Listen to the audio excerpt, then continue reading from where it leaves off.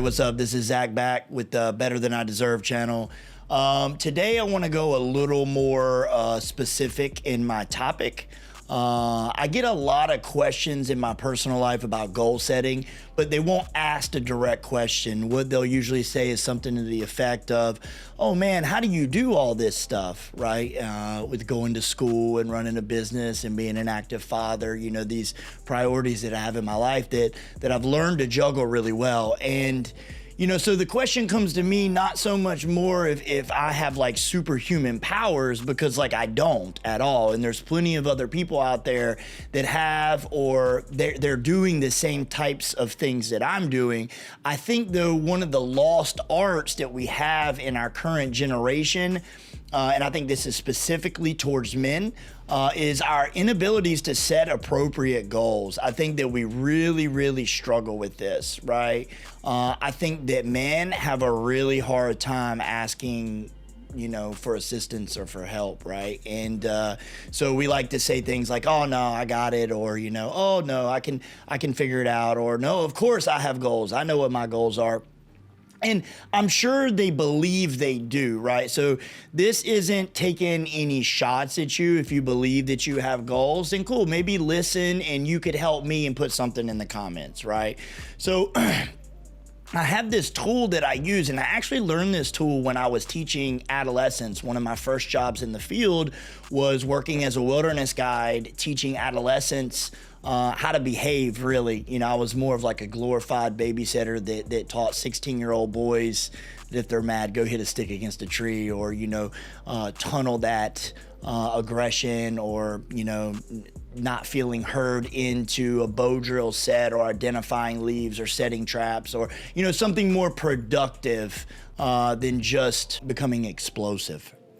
So the tool that I used is going to be a simple SMART goal, right? And this is CBT, cognitive behavioral therapy, right? Like you can go onto Google and literally type in SMART goal, and you will get overwhelmed at the amount of information and helpful tools for free, right? You could literally go on there, find something, print it out, and just fill it out. The problem is a lot of people don't even know where to begin when it comes to this. They don't even know where to start. So I think one of the best things that you can do is go onto Google, type in SMART goal, right? Go to the images, find one that you like, print that bad boy out, and just fill it out, right? It's kind of like fill in the blank, a lot of these.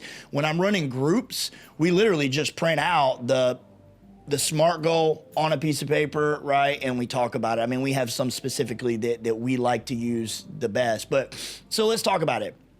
SMART goal, what is that, right? Well, it's an acronym, and SMART stands for specific, measurable, attainable, relevant, and time-bound.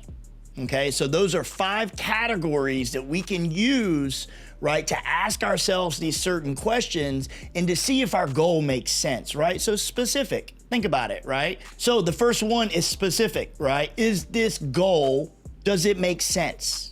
Right? Does this goal make sense? So I'll give you an example of one that doesn't make sense, right? When it comes to goal setting.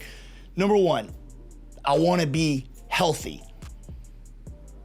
What does that mean, right? Do you want to gain 5 pounds of muscle? Do you want to lose 5 pounds? Do you want to quit smoking? Do you want to eat better? What does that mean? Do you want to do all of the above, right? Well, then perfect, right? But be a little more specific in setting your goal, right? So that it's actually attainable, which is number 3, right? But number 2, is it measurable? How can you measure if that goal is met, or if you're making progress, right? So if you say something like, you know, I want to go to the gym 5 days a week for the next 7 days, that is measurable.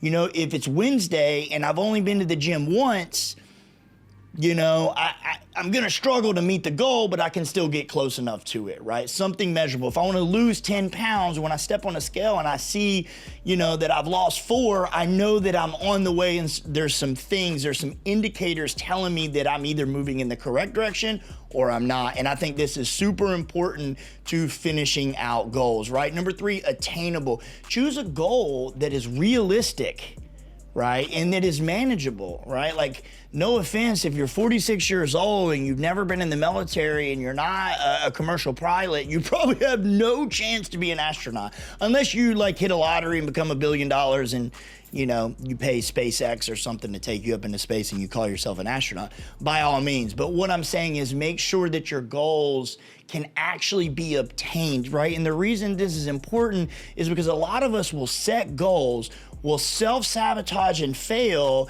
and then we'll say, what's the point anyways? What's the point anyways? What does it even matter, right? Number 3, relevant. I cannot tell you how many people will set goals that are not relevant. Make sure that this goal is important to you. Because if it's not important to you, you're not gonna do it. You're gonna find every excuse in the world to not do it if it's not important to you, right? So an example, I just signed up for my PhD, right?